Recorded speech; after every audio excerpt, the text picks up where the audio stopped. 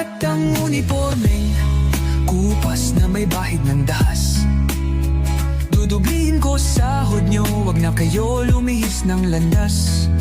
Hulihin nyo mga gumagawa ng masama, kahit pangalan ko nakataya. Akong bahala sa kaso nyo, basta kayo ang nasa tama. Pero ano ang isinukli? Bakit kayo nagpunyagi? Pinakain nyo sa mga estranghero ang 80 na lolo'y parang may mali. Pagkatapos angat ang inyong moral na dating mabababa. Grabe ang isinukli, parang dumukot ng tae.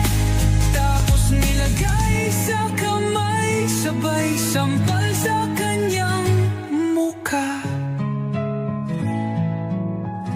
Mahal ko ang Pilipinas, di ako papaapi. Ipinanganak ako sa bayang mapagtimpi. Ipaglalaban ko ang kalayaan, kahit ako'y masawi. Sisikatin ang araw, muli tayo magsasamang nakangiti.